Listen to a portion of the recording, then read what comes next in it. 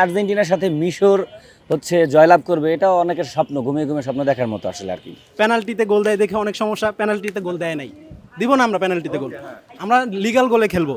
তো তিনটা দিছে সুন্দর মতো, এখন আর্জেন্টিনা জিতলেই কেন জানি তাদের সমস্যা হয়ে যায়। প্রথম থেকে খেলাতেই আমরা দেখতেছি একটা আম্পায়ারের পার্শিয়ালিটিকে এই জায়গায় দেখা যাচ্ছে আর কি। কারণ যে জায়গা হচ্ছে তাদের আমরা দেখলাম মিশরের তৃতীয় গোলটা যেহেতু বার করা হলো, তো যখন হচ্ছে আর্জেন্টিনা তাদের তৃতীয় গোলটা দেয় তখন হচ্ছে ওই জায়গায় হচ্ছে অপোনেন্ট পাশে যে সালা ছিল তাকে কিন্তু ফাউল করেছে, কিন্তু সেই জায়গায় হচ্ছে তারা যদি এই ব্যাপারটা রিভিউ করার পরও হচ্ছে তারা সেরকম কোনো রেসপন্স পায়নি রেফারি থেকে, এবং দেখা গেছে হচ্ছে উত্তেজনা বিরাজ করার ফলে উল্টা হচ্ছে মানে তাদের প্লেয়ার সহ অনেককে হলুদ কার্ড দেখতে হয়েছে। এটা আমার কাছে মনে হয় যে হ্যাঁ, তারা এখন একদম ফিফার কমিটি টিম বলা যায় আর কি। এটা হচ্ছে দেখা যায় হচ্ছে মেসির প্রতি আলাদা একটা ক্রেজ আছে, মানে সারা বিশ্বে জুড়েই হচ্ছে আমরা ক্রেজটা দেখতে পাই, এটা অস্বীকার করার কিছু নাই। তো সেক্ষেত্রে হয়তো দেখা যায় যে তাদের একটা পার্শিয়ালিটি বা হচ্ছে তার প্রতি একটা সফট কর্নার থেকে হচ্ছে হয়তো ফিফা এই জিনিসটা করতে চাচ্ছে। খেলাধুলার মধ্যে এ ধরনের কিছু কন্ট্রোভার্সি থাকবেই। আসলে এটা আমার মনে হয় যে সমর্থকদের আবেগের একটা বহিঃপ্রকাশ।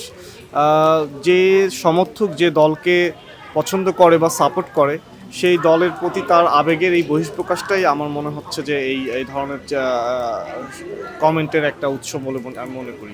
তাছাড়া আমার মনে হয় না যে এখানে খুব বেশি পার্শিয়ালিটি আছে বা ফিফার সেই সুযোগ আছে। আমার মনে হয় যোগ্য দল হিসেবেই আর্জেন্টিনা মিশরের সাথে জিতেছে। পেনাল্টিতে গোল দেয় দেখে অনেক সমস্যা, পেনাল্টিতে গোল দেয় নাই, দিব না আমরা পেনাল্টিতে গোল, আমরা লিগ্যাল গোলে খেলবো। তো তিনটা দিছে সুন্দর মতো, এখন আর্জেন্টিনা জিতলেই কেন জানি তাদের সমস্যা হয়ে যায়, এটা তো হওয়া উচিত না। তারা প্রায় 47টা দল, তারা 47টা দল একা, আর আর্জেন্টিনার এত পাওয়ার, বিশ্ব চ্যাম্পিয়ন, তার মানে একাই 100। কারণ আর্জেন্টিনার সাথে মিশর জয়লাভ করবে, এটাও অনেকের স্বপ্ন, ঘুমিয়ে ঘুমিয়ে স্বপ্ন দেখার মতো আসলে আর কি।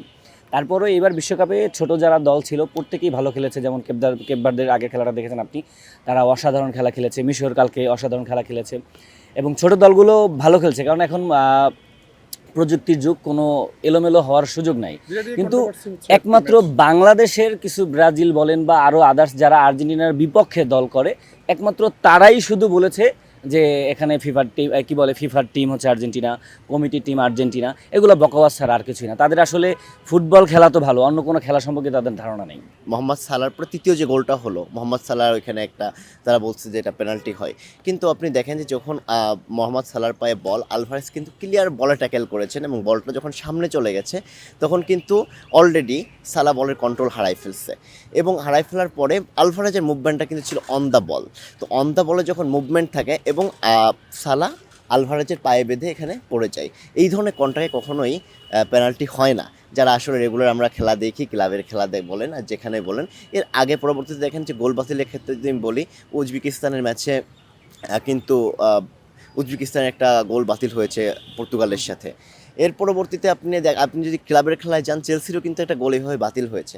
অর্থাৎ এটা নিয়ে আসলে কন্ট্রোভার্সির কিছু নয়। যারা খেলা রেগুলার দেখে না তাদের ক্ষেত্রে এটা নতুন হতে পারে, এবং এটা আসলে ভিআর সাধারণ যারা দর্শক আছে তাদের চোখে একটু খারাপ লাগবেই, কারণ এই আপনার ভিআরটা অনেক সময় মানে সিদ্ধান্তটা নিতে একটু কালক্ষেপণ করে, এই জন্য আসলে বিষয়গুলো নিয়ে কন্ট্রোভার্সি তৈরি হয়েছে।